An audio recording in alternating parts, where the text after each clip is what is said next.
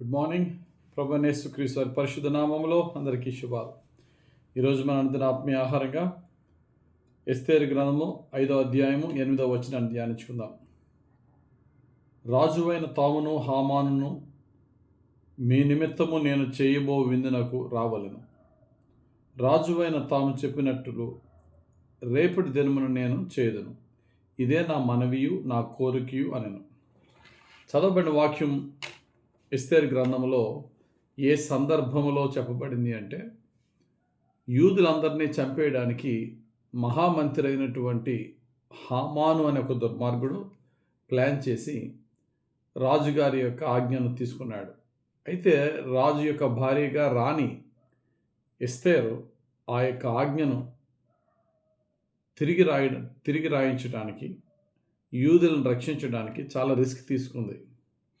ఏంటి రిస్క్ అంటే, రాజాజ్ఞ లేకుండా ఆయన రూమ్లోకి వెళ్ళడానికి వీల్లేదు. అయినప్పటికీ కూడా 3 రోజులు కటిక ఉపవాసం యూదులందరూ చేసి రిస్క్ తీసుకుని వెళ్ళినప్పుడు రాజుకి ఎస్తేరు మీద కోపం రాకుండా జాలి కలిగి, ఎస్తేరు నువ్వు ఏం అడిగితే అడిగి ఇచ్చేస్తానన్నాడు.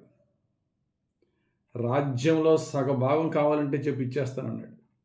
ఏమీ లేదయ్యా, నువ్వు చిన్న విందు చేస్తున్నాను, అక్కడికి నువ్వు హామాన్ వస్తే చాలంటే, అంతేనా అని చెప్పి వెళ్ళారు.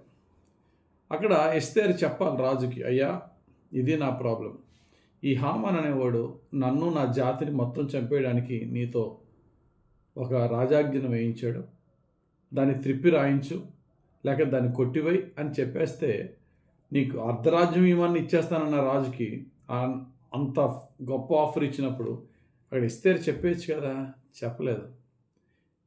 విందుకు వచ్చిన తర్వాత అడిగాడు, అడిగితే మరలా ఎస్తేరు అంది, అయ్యా తమరికి నా మీద దయ ఉంటే రేపు రండి, మళ్ళీ నేను రేపు ఒక విందు డిన్నర్ చేస్తున్నాను, ఆ విందుకి నువ్వు హామాను కలిసి రండి అంటది. సరే మరి రేపు మళ్ళీ వస్తాం అన్నాడు. ఇక్కడ నాకు ఒక సందేహం వచ్చింది. ఎస్తేరు రాజు దగ్గరికి వెళ్ళినప్పుడు, రాజు రూమ్కి వెళ్ళినప్పుడు ఫస్టే ఆఫర్ ఇచ్చాడు, what ever you want ask, ఏం కావాలో కోరిక ఇచ్చేస్తానన్నాడు. అడిగిందా? అడగలేదు. డిన్నర్కి రమ్మంది. సరే డిన్నర్కి వచ్చాడు. చెప్పమ్మా, ఎప్పుడన్నా చెప్పు, ఏం కావాలో కోరిక అన్నాడు రాజు. అప్పుడన్నా సరే చెప్పిందా? అప్పుడు చెప్పలేదు. రేపు డిన్నర్కి రమ్మన్నది. అప్పుడు రేపు డిన్నర్కి వచ్చినప్పుడు ఏం కావాలో కోరిక అంటే చెప్పింది, ఈ దుర్మార్గుడైన హామాను నన్ను నా జాతిని చంపడానికి చూశాడు అన్నప్పుడు చాలా ఆశ్చర్యకరంగా దేవుడు హామాను మాత్రమే కాకుండా తన కుటుంబాన్ని, యూదులను చంపాలని ప్లాన్ చేసిన యూదులకు వ్యతిరేకులు అందరినీ దేవుడు చంపించి యూదులను రక్షించాడు. ఇక టర్నింగ్ పాయింట్ ఏంటంటే, ఎస్తేరు ఏమాత్రం కంగారు పడకుండా గాడ్స్ టైమింగ్ కొరకు ప్రార్థన, ఉపవాస ప్రార్థనతో కనిపెట్టింది. దేవుడు అంటున్నారు మహాజ్ఞాని సొలొమోను గారి ద్వారా సామెతల 3:11 he makes all things beautiful in his time. దేని కాలం అది చక్కగా జరిగినట్లే నియమిస్తాడట. అయితే ఆయన నియమించిన కాలం ఎప్పుడో మనకు తెలియాలి. ఆ తెలిసిన కాల ప్రకారంగా మనం నడిస్తే మన జీవితాలు అద్భుత ఆశ్చర్య కార్యాలు జరుగుతాయి. అది ఎప్పుడు జరుగుతుందంటే, దేవుని మీద ఆనుకుని విశ్వాసముతో, ప్రార్థనతో ఆయన వైపు చూస్తూ ఆయన చిత్తం కొరకు కనిపెట్టినప్పుడు, రాజులు, అధికారులు కూడా మనకి ఫేవర్గా ఉన్నప్పుడు కూడా మనం దేవుని మీద ఎదురు చూడడం అనేది ఎస్తేరు గారిని చూసి నేర్చుకోవచ్చు. రాజే నీకేం కావాలో కోరుకన్నా సరే ఎస్తేరు దేవుని టైమింగ్ కొరకు కనిపెట్టింది.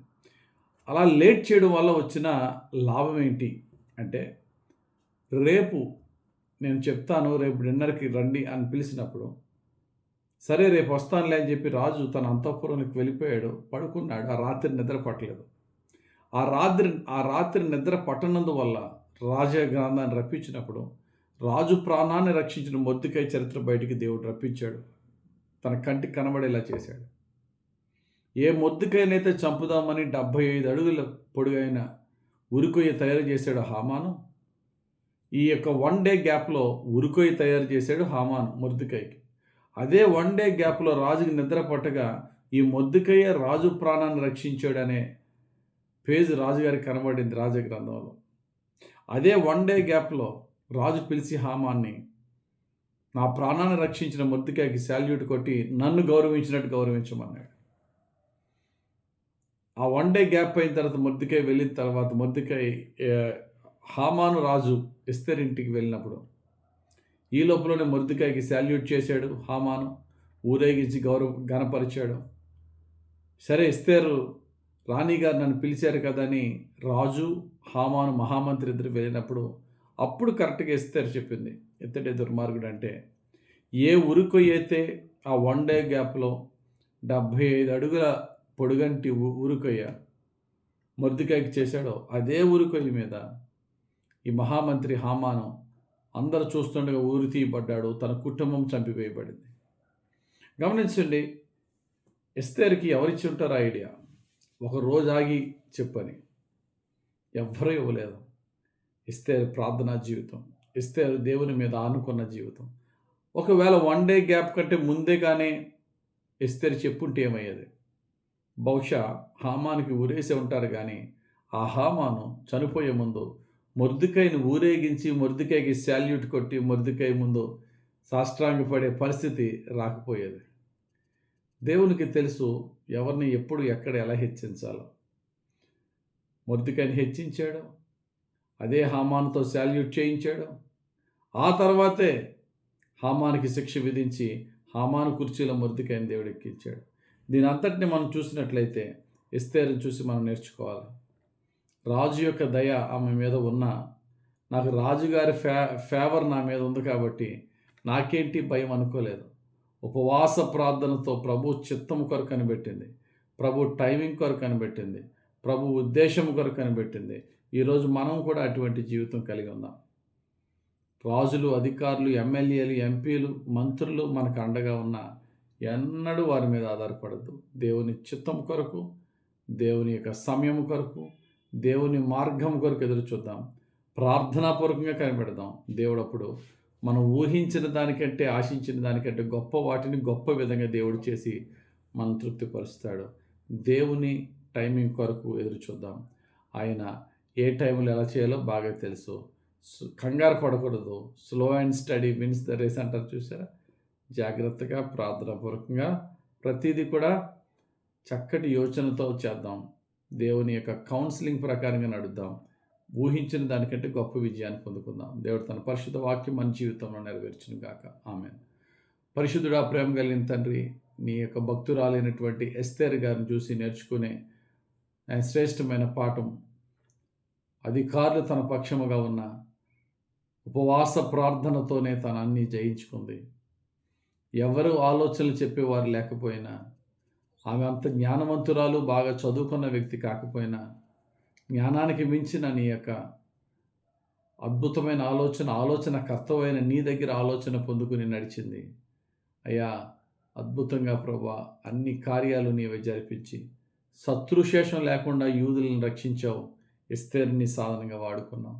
మరి మేము కూడా ఏ విషయంలో, ఎవరి విషయంలో కంగారు పడకుండా ప్రార్థనతో, ఉపవాస ప్రార్థనతో కంగారు పడకుండా నిలకడగా పనిచేసుకొని నీ అద్భుత ఆశ్చర్యాన్ని పొందుకునే భాగ్యం దయచేయమని, నీ విజయాలతో నీ సమాధానం, నీ సంరక్షణతో నీ కృపగల సమాధానము, సంరక్షణ, నీ విజయము, నీ శాంతిని మాకు దయచేయమని యేసుక్రీస్తు వారి పరిశుద్ధ నామములో ప్రార్థించి వేడుకొనుచున్నాము తండ్రి.